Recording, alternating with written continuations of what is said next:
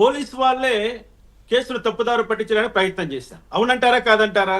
ఇప్పుడు మన ప్యానెల్లో ఉన్న ప్రతినిధులు ఇద్దరు కూడా జనసేన పార్టీకి సంబంధించిన వారు, తెలుగుదేశం పార్టీ సంబంధించిన వారు, వీళ్ళు రూలింగ్ పార్టీ వారు, అధికార పార్టీ వారు. అవును. మరి పోలీసులే ఈ కేసును తప్పుదారి పట్టించడానికి ఇంకొక వాహనము అంటే వాహనాన్నే మార్చివేసి, సీన్ ఆఫ్ అఫెన్స్ నే మార్చివేసి, దాన్ని మసిపూసి మారేడుకాయ చేసి ప్రజల్లో ఏదో ఏదో మామూలుగా జరిగే తొక్కిసలాట్లో జరిగినట్లుగా ఏదో రోడ్డు మీద జరిగినట్టు మీకు అడ్డొచ్చా అంటే గొడ్డల నుంచి గుండెపోటుకి ఎలా మార్చేశారో ఇది కూడా అసలు సంబంధం లేని వెహికల్ కి మార్చేశారు.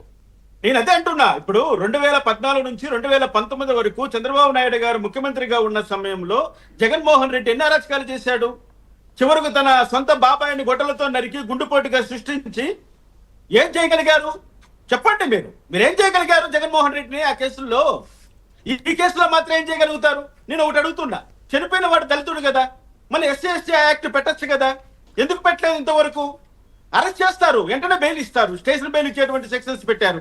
నేను ఒకటి ఇక్కడ ఏంటంటే జగన్మోహన్ రెడ్డి పైన కూటమి ప్రభుత్వానికి స్టాండ్ అంటే చెప్పండి. ఫస్ట్ మీరు ప్రజలు చెప్పండి, జగన్మోహన్ రెడ్డిని మేము ఈ విధంగా ట్రీట్ చేస్తాం, జగన్మోహన్ రెడ్డి పార్టీని మేము ఈ విధంగా ట్రీట్ చేస్తాం చెప్పండి. మరి మీరు ఏంటిది, ప్రతిపక్షమా లేకపోతే మీ అనుకూల పక్షమా? అంటే అట్లాగే రామకృష్ణ గారు ఎవరు పోలీసులను ఇన్ఫ్లుయెన్స్ చేస్తున్నారని మీ అనుమానం? ఇప్పుడు ఒకటి అండి, పోలీసులు